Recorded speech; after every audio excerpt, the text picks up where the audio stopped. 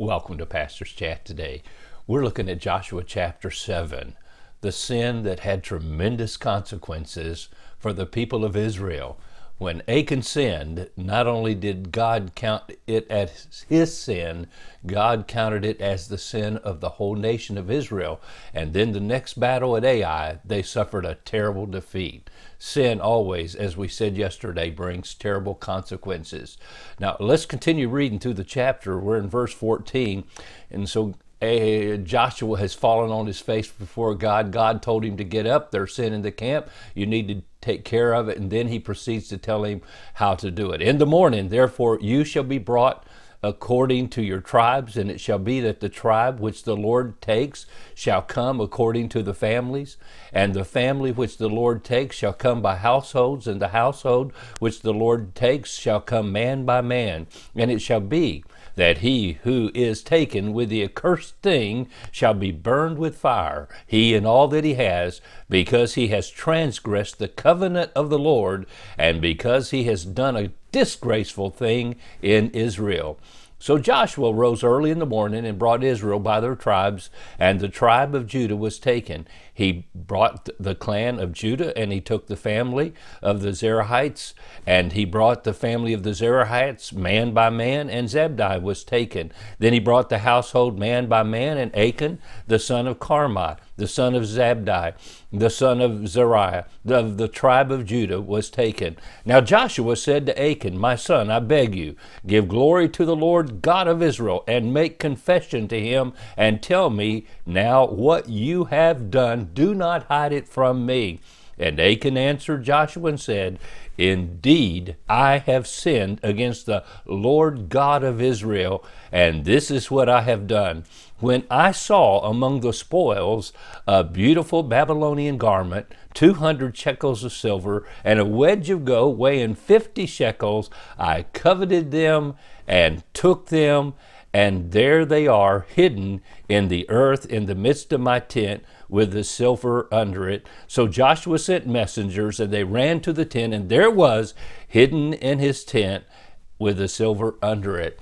Now, the Bible teaches us that narrow is the way that leads to life, and broad is the way that leads to destruction. Achan chose the broad path when he chose to take this silver and these Babylonian garments and hide them in his tent. You say, oh, how did that happen after he had so much? Well, let's look at what he actually did. First, he says, I saw. And you can't help sometimes that first look, but it's that second look that can damn the soul, as someone said.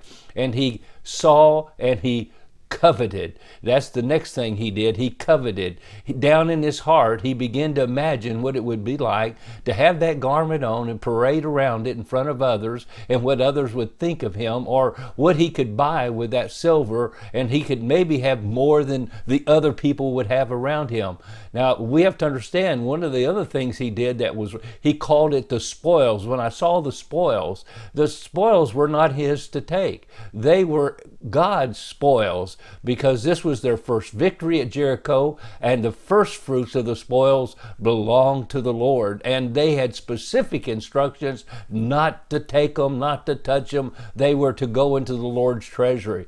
And so there he reclassifies what God has called his treasury. He calls it spoils that I have a right to. My friends, you don't have a right to anything except, as Oswald Chambers said, you only have the right to give up the right to yourself to the Lord. And I just trust that we would all do that today. And so he says, I saw, I coveted, and then he took the next step. I took it.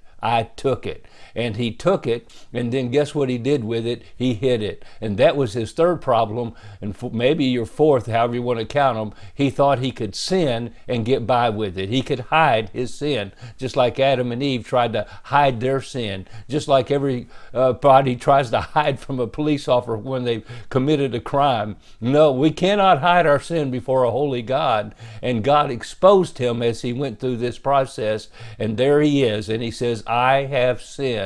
My friend, sometimes when we bring about sin upon our lives, it has terrible consequences, and we'll see what happened to Achan and his family tomorrow. Well, God bless you, and I trust even on this Lord's Day that you will keep your eyes on the Lord instead of on things that really can never bring you satisfaction. God bless, and have a wonderful, wonderful day.